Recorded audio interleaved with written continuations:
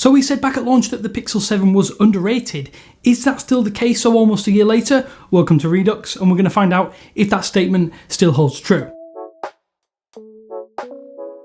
I think there actually is a lot more to the Pixel 7 than just being a cut down version of the Pixel 7 Pro, and I'm going to get the good things out of the way first, which seems pretty fair. It's a slight reimagining of the Pixel 6 to better line up with the Pro version, as there was some discrepancies between those two in the previous generation, and I think that the design changes strike a fine balance between staying true to the 7 Pro while also managing to be more pocket and hand friendly, especially those of you who want a smaller phone. And at 6.1 inches, I would say it's not exactly a small phone, but a phone that still offers a smaller option given the hulking sizes of modern flagship phones, the Pixel 7 Pro included.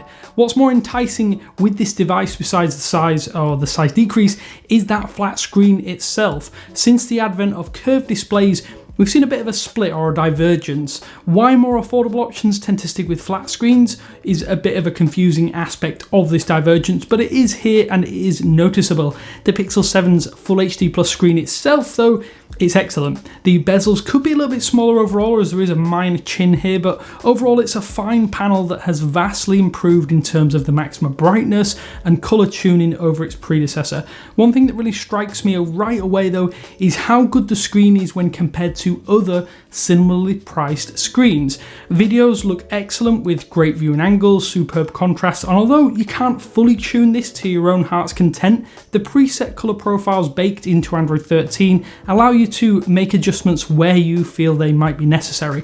As with any phone though, it would be nice to be able to make that screen a tad brighter, but for now it's a really good option and it has aged particularly well, especially through those hotter summer months. Obviously as well, a flat screen has those extra usability benefits on top. Every single time that I do come back to the Pixel 7, the size and that flat screen combo do make it more comfortable for me to use, plus the improved fingerprint scanner plays way nicer with screen protectors, and overall it's just a lot better. If you don't like that, you can always stick with Face Unlock, which is another nice addition. Given the regular Pixel 7 was not the outright powerhouse phone in the lineup, it's more than acceptable given the price point.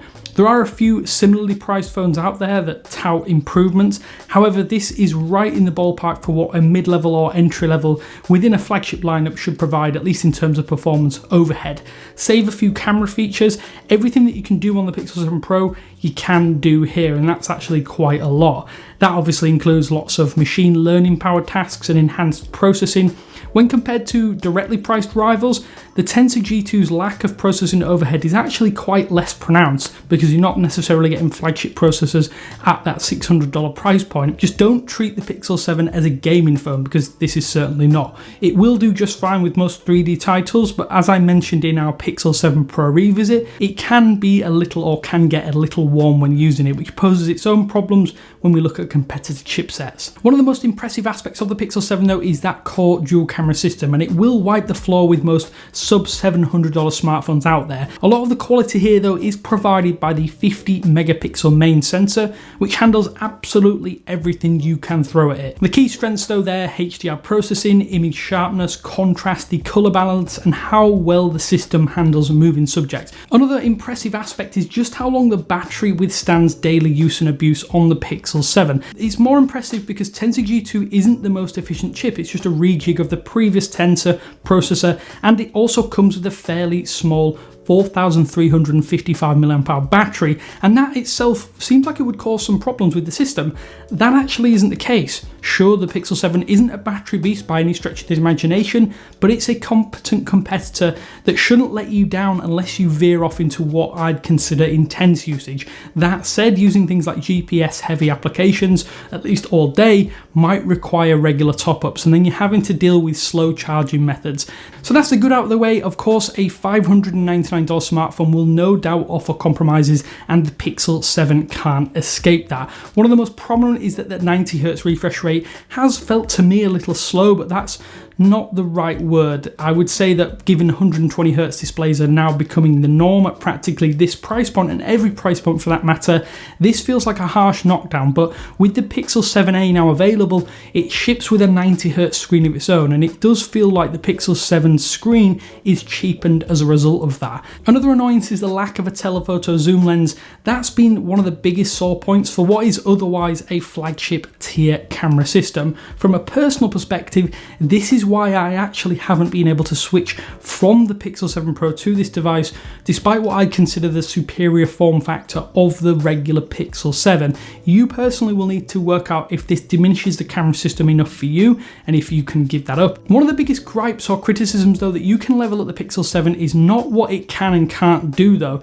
it's that the Pixel 7a now exists. This is not just a non-Pro version of the Pixel 7 Pro either. The lines between the A series and the regular Pixel are now starting to become really blurred, while the gap with the Pro will actually widen as Google keeps pumping out devices year after year, and that poses problems for devices such as this. That sounds like a lack of approval, because in actuality it's the opposite. I think the Pixel 7 is a great phone which is sandwiched between two distinct price points.